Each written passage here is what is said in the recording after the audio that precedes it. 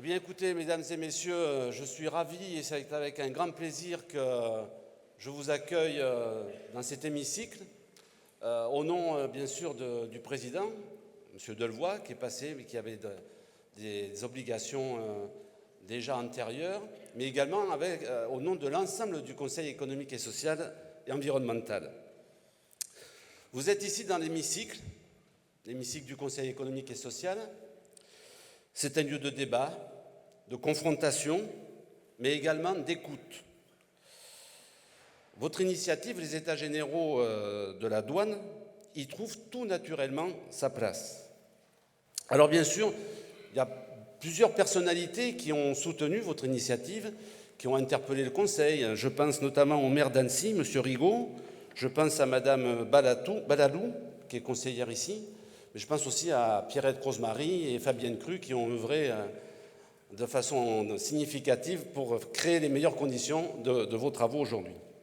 Alors bien sûr, aujourd'hui, vous allez passer la journée à avoir une réflexion collective sur le rôle et les missions douanières dans une économie mondialisée, dans une Europe qui s'est dotée d'une politique commune, la PAC, mais également de nombreuses règles communes au travers de directives qui font parfois débat, touchant des domaines économiques très divers.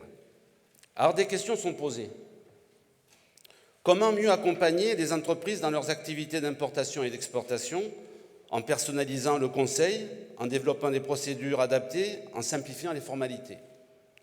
Comment protéger mieux le consommateur et l'environnement en luttant contre les fraudes, les contrefaçons, les produits mettant en danger la santé ou la sécurité des populations? Comment moderniser des processus fiscaux pour soutenir les filières économiques, favoriser les comportements éco-responsables? Toutes ces questions sont justes. Mais forcément, d'autres interrogations surgissent lorsque, année après année, les personnels, les usagers, les citoyens constatent des restructurations souvent synonymes de suppression d'emplois. La RGPP, la dernière période, a quand même été assez significative.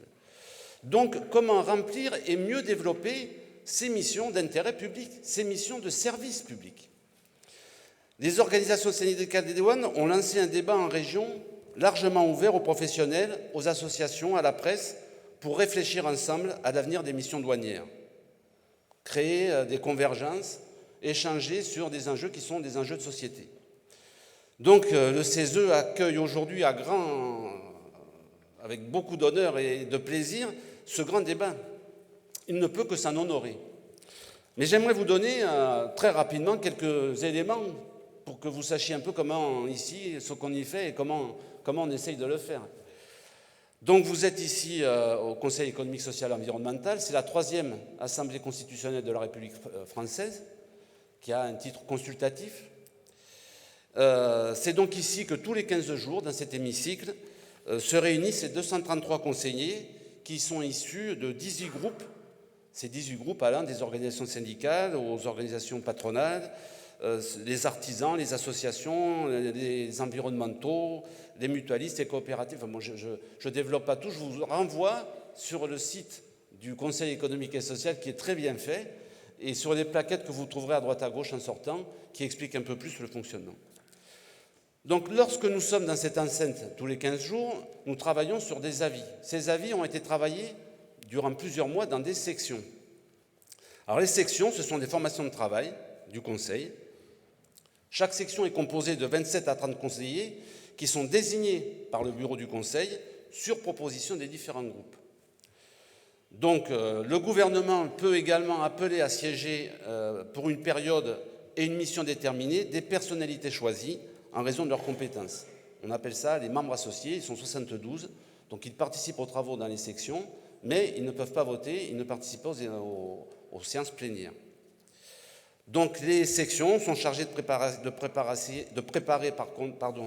les études, les projets d'avis, chacune dans des champs de compétences différents. Donc vous aurez la section du travail et de l'emploi, la section de l'aménagement durable des territoires, la section de l'éducation, de la culture, de la communication, de l'environnement, la section de l'agriculture, de la pêche et de l'alimentation, des activités économiques, des affaires européennes et sociales et des affaires européennes et internationales. Voilà. Ça, ce sont les 9 sections qui se réunissent toutes les semaines et qui travaillent au moins durant une demi-journée sur les différents thèmes qui ont été retenus. Nous avons 3 délégations. Les délégations sont des formes de travail plus transversales sur des sujets spécifiques. Donc on a la délégation à l'outre-mer, la délégation à la prospective et à l'évaluation des politiques publiques, la délégation aux droits des femmes et à l'égalité, à laquelle d'ailleurs je participe. Les missions du CESE, rapidement. Le CESE a vu ses compétences et missions élargies suite à la réforme de la Constitution de 2008 et de la loi organique du 28 juin 2010. Donc nous avons en gros 5 missions. C'est conseiller le gouvernement et le Parlement et participer à l'élaboration de la politique économique, sociale et environnementale. Nous avons comme mission de favoriser, à travers sa composition, le dialogue entre les catégories socio-professionnelles dont les préoccupations, différentes à l'origine, parfois antagoniques, se rapprochent dans l'élaboration de propositions d'intérêt général.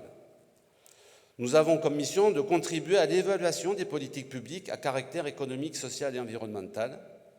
Nous avons comme mission de promouvoir un dialogue constructif et une coopération avec les assemblées consultatives créées auprès des collectivités territoriales et auprès de ses homologues européens et étrangers.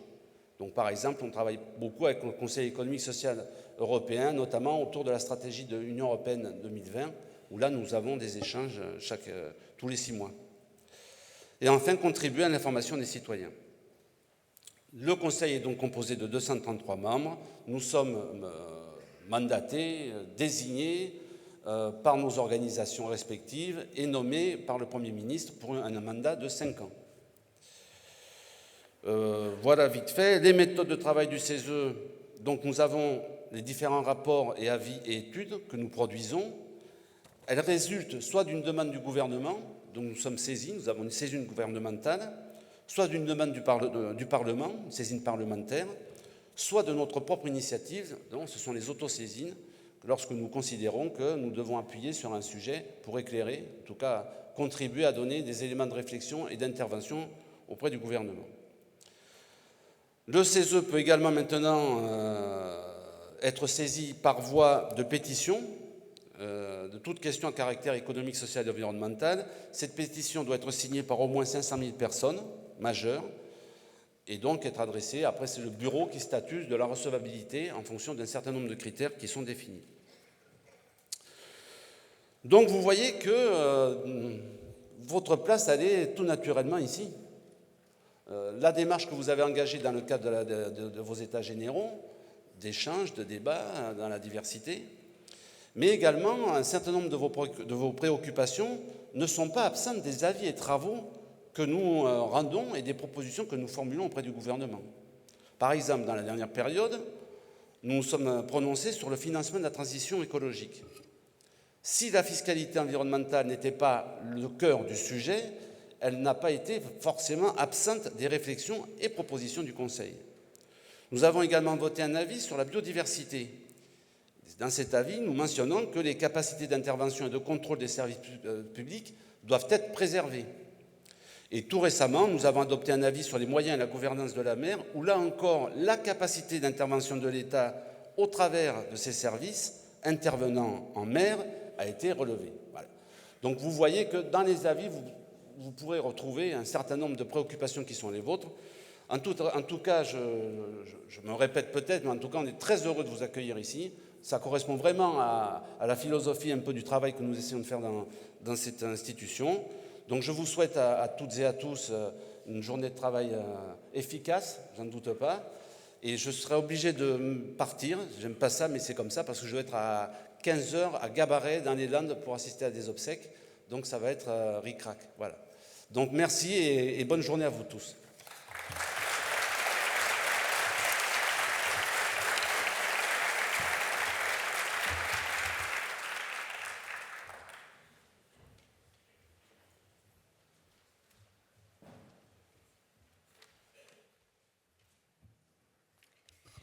Bonjour à toutes et à tous. Donc, je suis chargée, au nom de l'intersyndicale, de vous remercier d'être présents aujourd'hui si nombreux.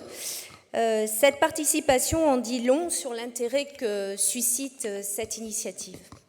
Alors que vous soyez élu, professionnel utilisateur du service public douanier, que vous soyez journaliste, membre d'une association de consommateurs, agent des douanes, mais aussi agent des finances, vous êtes aujourd'hui près de 300 à avoir répondu positivement à notre invitation. Je tiens aussi à excuser le secrétariat général de Bercy, qui aurait aimé participer à nos travaux, mais vous savez, je pense, enfin certains d'entre vous, qu'il y a Conseil des ministres aujourd'hui pour un changement de secrétaire général, donc ceci explique cela. Donc il est rare que des agents d'une administration qui généralement cultive la discrétion, quelquefois voire le secret, s'ouvrent ainsi vers l'extérieur. Mais c'est le choix assumé par toutes les organisations syndicales douanières. Si elles le font de cette manière et en ce moment, c'est que pour ces organisations et pour nous aussi, l'heure est grave. L'opinion publique doit enfin savoir que nous sommes parvenus à un point de rupture. Madame la ministre de la Fonction publique, Maryse Lebranchu, déclarait en juillet dernier, et je cite, « Les contrôles font partie des missions fondamentales de l'État. Dans une situation tendue, il faut que l'on réfléchisse à la répartition géographique des services de l'État sur le territoire, des directeurs départementaux, sous-entendu des douanes, m'ont dit « on est à l'os ». Fin de citation, c'est pas nous, c'est Madame la ministre. Donc vous voyez que les conséquences sont directes et immédiates sur la santé, la sécurité, l'emploi, l'économie. Et demain risque d'être encore plus incertain si les orientations prises se poursuivaient. La douane française a toujours évolué avec son temps.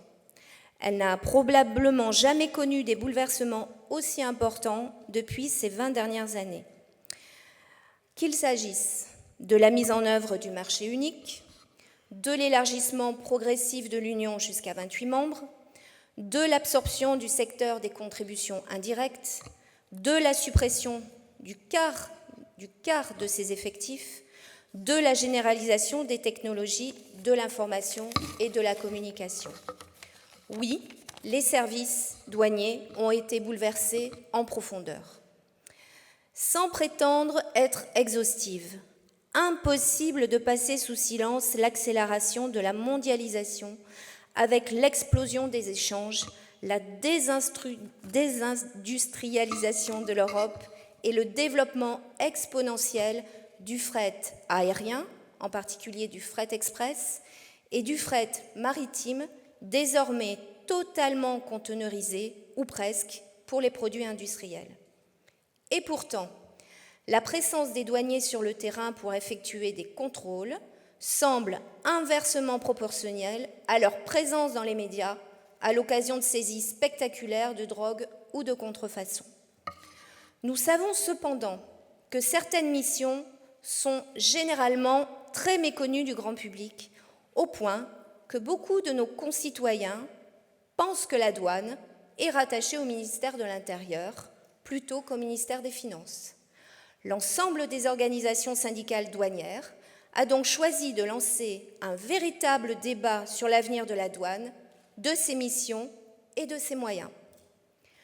Comme toutes les administrations françaises, la douane a dû s'adapter à la loi organique relative aux lois de finances, à la certification des comptes, à l'introduction du nouveau management public, instituant en dogme la politique du chiffre, à la course effrénée aux résultats. Elle ressort profondément meurtrie de 5 années de révision générale des politiques publiques. Cela s'est traduit concrètement par la disparition d'un emploi douanier par jour. Je répète, d'un emploi douanier par jour. De 22 000 agents au début des années 80, il n'en subsiste aujourd'hui à peine plus de 16 000. L'avenir, sous les auspices de la modernisation de l'action publique, donc la fameuse MAP dont on entend parler, ne paraît pas plus brillant. La douane ne fait pas partie des administrations classées prioritaires. Elle est menacée d'une nouvelle saignée tant dans ses moyens que dans ses effectifs. Dans ces conditions, impossible d'imaginer que la douane puisse assurer correctement ses missions. La démarche de l'intersyndicale s'est traduite par l'organisation de forums locaux sur tout le territoire en mai et en juin dernier, auxquels grand nombre d'entre nous ont déjà participé. Cette journée de débat et de travaux au sein de cette grande institution républicaine qui est le Conseil économique, social et environnemental constitue une étape cruciale. L'organisation d'un tel événement innovant représentait un véritable défi. Nous y sommes arrivés, et ce, malgré les tentatives diverses de l'administration pour l'empêcher. À l'issue de cette journée, nous vous donnons rendez-vous dans les semaines prochaines. En effet, la synthèse de nos travaux sera remise à l'Assemblée nationale courant octobre et une démarche similaire est en cours d'organisation auprès du Sénat et du Parlement européen. Aussi, au nom de l'intersyndicale des douanes, je vous souhaite à toutes et à tous d'excellents états généraux. Je vous remercie.